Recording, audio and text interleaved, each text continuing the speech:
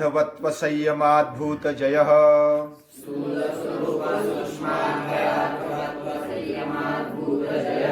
स्थूल स्वरूप सूक्ष्मान्वयार्थवत्व संयमाद्भूत जयः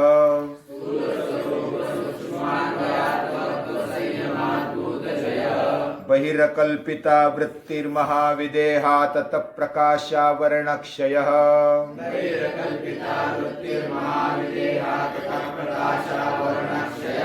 स्थूल स्वरूप सूक्ष्मान्वयार्थवत्व संयमाद्भूत जयः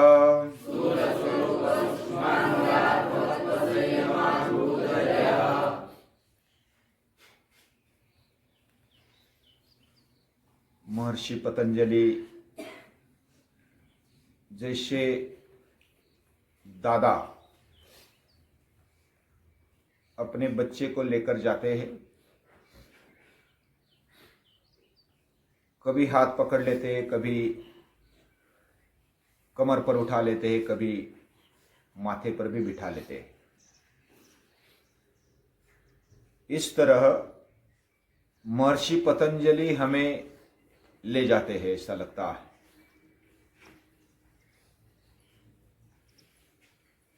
हालांकि जब दादा लेकर जाते हैं अपने पोते को, तो पोता बिंदास होता है, उसको ज्यादा चिंता नहीं होती, उसको तो बस खाने पीने की चिंता होती।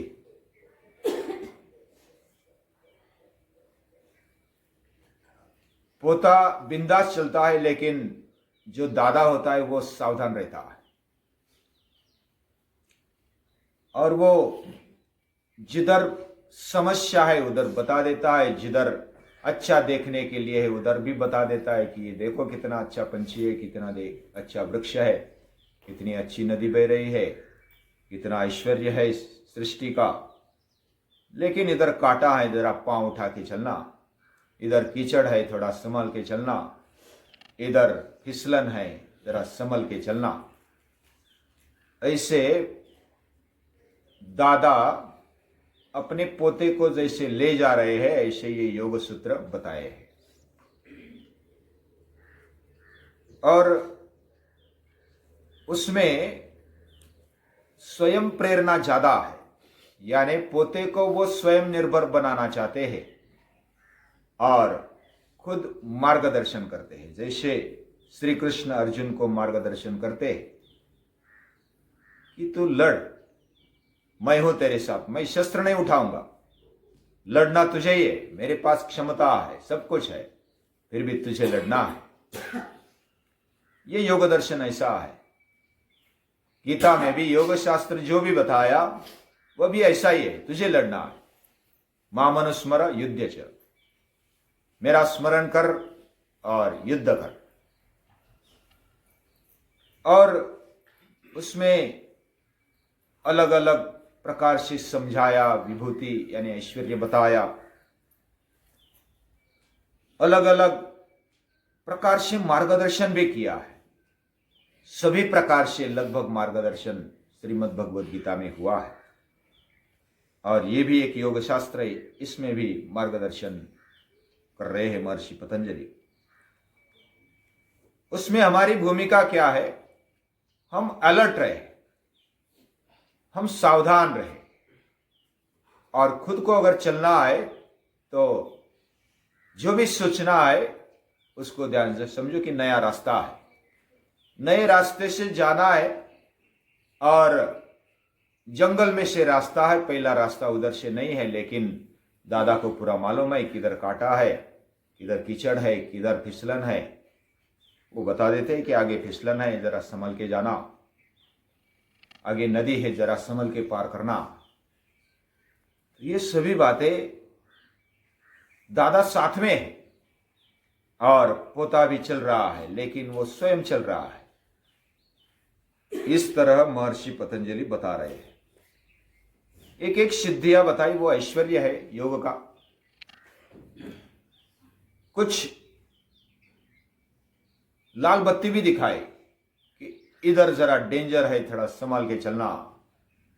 कभी कभी दिखने में अच्छा दिखने वाला और वो फंसाता है। बाहर से कोट है, अच्छा दिखता है, लेकिन अंदर से हलाहल भरा है। ऐसे भी कुछ बातें होती है।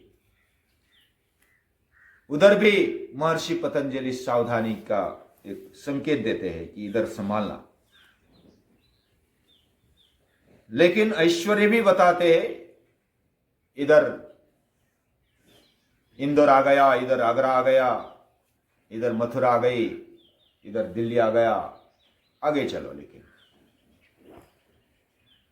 इधर ऐसा देखने लायक है, इधर ऐसा ऐश्वर्य है, इधर ऐसी नदी बहती है। और इस तरह से प्रवास, ये योग का प्रवास चल रहा है। अभी अलग अलग तरीके से सिद्धि बताने के बाद पंचमा भूतों पर जय कैसे प्राप्त करना है। अभी कोई भी अगर शास्त्रज्ञ संशोधन करता है, पत्थर का संशोधन है तो पूरा पहाड़ लेकर नहीं बैठता है, वो तो पत्थर का टुकड़ा लेता है और उधर संशोधन करता है। वैसा इधर भी अगर संयम प्राप्त करना है, यानी कि हमें एकाग्र होकर के उसमें से संशोधन करना है, कुछ शक्तियां प्राप्त करनी है, तो हमें थोड़े से भाग पर हमें एकाग्र होना पड़ेगा। और त्रयम एकत्र संयम, हमारा चित्त, उसकी एकाग्रता, उसकी एकतानता और उसकी एक रूपता, तन्मयता होनी चाहिए, तब जाकर के संयम बनता है। और तज्जयात् प्रज्ञालोकः, उसके जैसे हमारे जीवन में प्रज्ञा आलोक छा जाता है, यानी हमारी बुद्धि प्रगल्भ हो जाती है, उसमें प्रकाश छा जाता है और स्पष्टता का अनुभव होने लगता है। जैसे अंधेरे में अगर किसी ने लाइट लगा दी तो क्या क्या चल रहा है स्पष्ट दिखता है। जैसे अंधेरा है रात को और सूर्य उगता है तो एक एक क्लियर होते जाता है।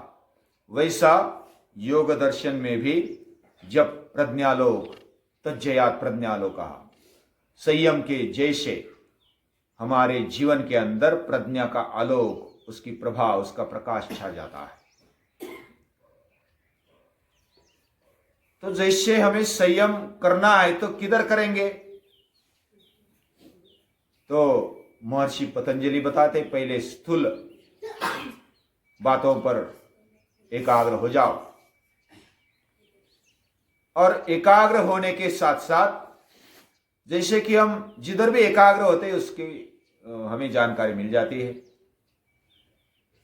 और स्थूल बात पर जब एकाग्र होते हैं, समझो कि हम शरीर पर एकाग्र हो गए, तो ये नाक इधर है, आंखें इधर है, कान इधर है, लेकिन वो मालूम पड़ता है इंद्रियों से। अभी हमारे जीवन पर संयमित होना है, तो जीवन पर संयमित होने के लिए हमें हमारे जीवन में कौन से स्थान पर एकाग्र होना चाहिए? तो कोलाटकर बताते हैं, कृष्णा जी केशव कोलाटकर, वो बताते हैं कि हमारा जीवन कैसे बनाए ये पहले जानो, ये पहले पहचानो। हाँ, आप भी जरा बारीकी से सुनना, कैसे एकाग्र होना है। पहले जानना है कि ये क्या है, जीवन क्या है, ये सृष्टि क्या है, ये कैसे बना है, इसको बनाने वाला कौन है। क्षर, अक्षर और उत्तम पुरुष यानी जीव जगत जगदीश, इनके बारे में हमें जानकारी होनी चाहिए। ये कृष्णा जी केशव कोलाटकर बताते हैं कि ये सृष्टि कैसे निर्माण हुई। तैत्तिरीय उपनिषद में बताया है, आकाशाद वायु, वायोरग्ने, अग्निरापः, अद्य पृथ्वी, पृथिव्यो अन्नम, अन्नात् पुरुषः। ऐसा सीक्वेंस है। अभी पहले जो पुरुष तत्व है उसमें अव्यक्त प्रकृति, वह माया वेदांत में बोलते हैं, और सांख्य और योग में उसको प्रकृति बोलते हैं। प्रकृति आ गई, अव्यक्त जो है कारण रूप है। कोई भी कार्य को देखेंगे तो उसमें उसके पीछे कारण होता है। कोई भी कार्य हो, हमारा अस्तित्व है, इसका मतलब हमारे माता पिता है। ये कारण, हमारे माता पिता हमारे जन्म का कारण है, हम कार्य है। इस तरह ये सृष्टि है तो उसके पीछे कुछ कारण होगा। ये प्रकृति मूल कारण मानी जाती है। और कारण से पहले प्रकृति से महत तत्व निकला। महत तत्व यानी बुद्धि, अहंकार के साथ बुद्धि निकली, और फिर अहंकार, फिर मन, फिर पंचमहाभूत, फिर पंचतन मात्रा, फिर पंच ज्ञानेन्द्रिय, पंच कर्मेंद्रिय। कितने तत्व हो गए? ये 24 तत्व, प्रकृति को लेकर 24 तत्व से ये पूरा जगत बना। अब इसको क्यों समझ लिया? हमने बार बार समझा भी है। इधर से ही हमें समझ में आएगा कि कैसे हमारा देह बना। अभी पंचमहाभूतों में से उसके पहले जो बना वह बुद्धि और अहंकार, महत तत्व उसको बोलते हैं। और महत तत्व जो अहंकार है वो तमस अहंकार से पंचतन मात्रा, शब्द, स्पर्श, रूप, रस, गंध, जो हमारे शरीर से हम सृष्टि को अनुभव कर सकते हैं। हमारे जीवन में सृष्टि को अनुभव हम कैसे कर सकते हैं?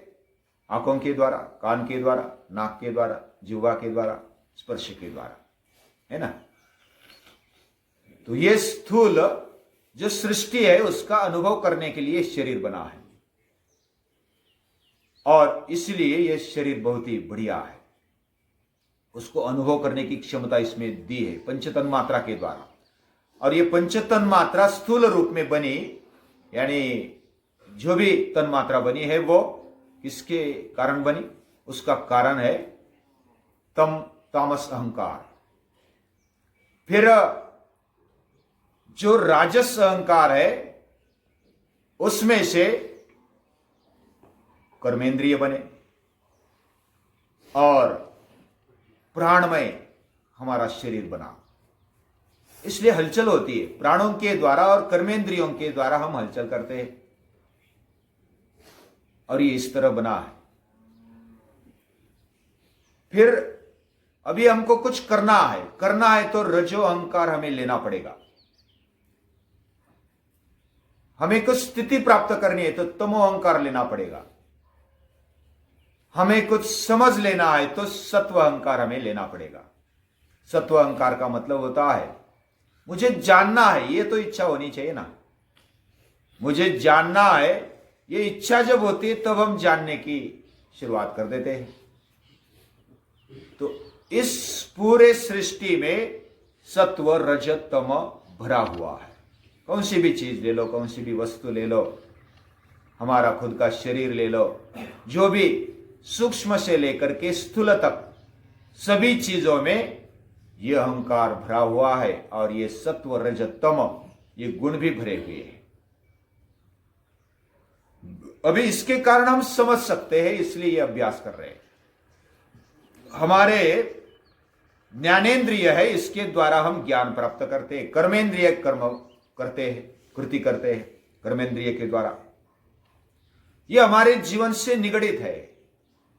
ये वैसे ही कोई अभी अभ्यास करने लगे, हमारा कोई और उसका संबंध नहीं है, ऐसा ये ज्ञान नहीं है। ये विज्ञान के साथ ज्ञान, इसलिए पता करना चाहिए। अभी हमें पता कैसे चलता है, ये बात थोड़ी सी हमारे ध्यान में आ गई कि ज्ञानेंद्रिय द्वारा हमें पता चलता है। और ज्ञानेंद्रिय द्वारा कैसे पता चलता है? जैसे हमने समझो कि पृथ्वी के लेवल पर स्थूल रूप में हमारी इंद्रिय है, इंद्रियों के द्वारा, जैसे आंखों के द्वारा हमने रूप देखा, त्वचा के द्वारा स्पर्श किया, कानों के द्वारा शब्द सुना, और नाक के द्वारा गंध लिया, और जिह्वा के द्वारा रस लिया, चखा। यानी सभी में स्पर्श ये कॉमन है। हाँ, ये ध्यान में आ गया। हमने आंखों से देखा तो आंखों का और प्रकाश का स्पर्श हुआ। कानों से सुना तो शब्द का, उसके आघात का, और कान का स्पर्श हुआ तो हमें शब्द पता चला। नासिका से गंध लिया तो गंध और नासिका का स्पर्श हुआ तो गंध पता चला। जिह्वा और रस का स्पर्श हुआ तो रस पता चला, आस्वाद पता चला। और त्वचा और स्पर्श तो है ही। अभी सभी में स्पर्श कॉमन है। जब ये हम जानते हैं कि, या तो जानने की कोशिश करते हैं, तो पंच तन्मात्र के द्वारा ही जान सकते हैं, ये बात पक्की है। ज्ञानेन्द्रिय जानते हैं स्पर्श, रूप, रस, गंध और रस, शब्द, स्पर्श, रूप, रस, गंध, ये 5 जो तन्मात्रा है उसको स्थूल रूप में जानने के लिए हमारे पास इंद्रिय है, ज्ञानेन्द्रिय। उसके लिए हमारे अंदर जो रजो अहंकार होता है वो कृति करने लगता है और हमारी हलचल होती है। उसमें से पंच प्राण, प्राणापान व्यानुदान समान, और उसके साथ साथ कर्मेंद्रिय काम करने लगते हैं। अंदर वायु की हलचल होती है और हम कर्मेंद्रियों के द्वारा काम करते हैं, हलचल करते हैं, ये ऊर्जा आ जाती है। तो इस प्रकार हम विचार भी करते हैं, ज्ञान प्राप्त करते हैं और कृति भी करते हैं। अभी इधर से पता चला हमारे से कृति कैसे होती है और ज्ञान कैसे प्राप्त होता है। अभी हमें संयमित होना है, या तो एक जगह पर एकाग्र होना है, तो कैसे हो? फिर ये पंच ज्ञानेन्द्रिय, पंच कर्मेंद्रिय, पंच तन्मात्रा और उसके साथ मन और बुद्धि, ये 17 तत्व मिलकर सूक्ष्म शरीर बनता है। ये स्थूल शरीर जो दिखने वाला है, और सूक्ष्म, स्थूल, सूक्ष्म और अन्वय स्वरूप, बीच में स्वरूप आ गया। स्थूल, स्वरूप, सूक्ष्म, उसका स्वरूप हमने कल देखा था। यानी स्वरूप यानी उसके जो गुण है उसको स्वरूप बोलते हैं। जैसे पृथ्वी कठिन है, फिर वायु कैसा है? प्रवाहित है। जल कैसा है? द्रवरूप है, गीला है। फिर तेज कैसा है? उष्ण है, वो दाहक है। और आकाश कैसा है? निर्लेप है, व्यापक है, वो अवकाश देने वाला है। अवकाश यानी हमें जगह देता है ना। आकाश जगह देता है, इसलिए हम जिंदा है, इसलिए हम काम कर सकते हैं, हमारा जन्म है, हमारा अस्तित्व है। तो ये उसका स्वरूप है। पहले स्थूल, उसका स्वरूप और उसकी सूक्ष्मता। सूक्ष्मता यानी ये 17 तत्व अभी जो बताए, पंच ज्ञानेन्द्रिय, पंच कर्मेंद्रिय, पंच तन्मात्रा और मन और बुद्धि, ये 17 तत्व से हमारा सूक्ष्म शरीर बना है। हम जब मरते हैं तो स्थूल शरीर छोड़ देते हैं और वह स्वरूप के साथ, सूक्ष्म शरीर के साथ हम अगले जन्म में चले जाते हैं, अगला शरीर में चले जाते हैं। अभी उस पर संयम कैसा करें? तो हमारे शरीर में भी कल हमने कहां कहां कौन सी जगह है वो देखा है। तो उधर एकाग्र हो जाए, उधर संयमित हो जाए, तो उसके कारण हमें उसकी जानकारी मिल जाती है। जो भी तत्व है उसकी जानकारी हम, जैसे साइंटिस्ट कोई एक विषय लेकर, कोई एक वस्तु लेकर उस पर संशोधन करता है, छोटी सी अणु होता है, परमाणु होता है, उस पर संशोधन करता है। वो कोई पूरी पृथ्वी लेकर नहीं बैठता, पूरा जल लेकर समुद्र में नहीं बैठता, तो छोटा सा कण लेता है, उसमें से संशोधन कर लेता है। तो एकाग्र होना है तो सूक्ष्मता में जाना पड़ेगा और उसका अन्वय करना पड़ेगा। जैसे हम श्लोक का अन्वय करते हैं, वैसे सूक्ष्म होते हुए भी, जैसे हमने गंध का समझो कि अन्वय करना है। पृथ्वी का गंध है, तन्मात्रा है, सूक्ष्म रूप है, तो गंध का अन्वय कैसा करेंगे? तो गंध, दुर्गंध, सुगंध, उसमें अलग अलग जो भाग है उसको करेंगे तो वो अन्वय हो गया। तो अन्वयावस्था जिधर है इस सृष्टि की, हमारे शरीर की, हर एक की, उस पर अन्वय करने से हमें छोटे छोटे भाग पता चलते हैं, बहुत ही छोटे छोटे भाग। ये अभ्यास की बात है, ये कोई ऐसे जादू नहीं है, ये बहुत ही साइंटिफिक तरीके से महर्षि पतंजलि बताते हैं। ये छोटे छोटे भाग करने पर हमें पता चलता है कि गंध में सुगंध है, दुर्गंध है, फिर थोड़ी कड़वी गंध है, थोड़ी अच्छी गंध है, उसमें थोड़ी खटाश वाली गंध है, अलग अलग उसमें से कर सकते हैं। जितने बहुत सारे प्रकार हो सकते हैं। अन्वय करने पर हमें छोटी छोटी बातें पता चलती है उसमें से। ये अन्वयावस्था है। वैसे ही पंचमहाभूतों में हर एक कण में उसकी छोटी छोटी अवस्थाएं रहती है। जैसे कण लेते, परमाणु लेते तो इलेक्ट्रॉन, प्रोटॉन, न्यूट्रॉन, अभी अलग अलग उसका ये किया।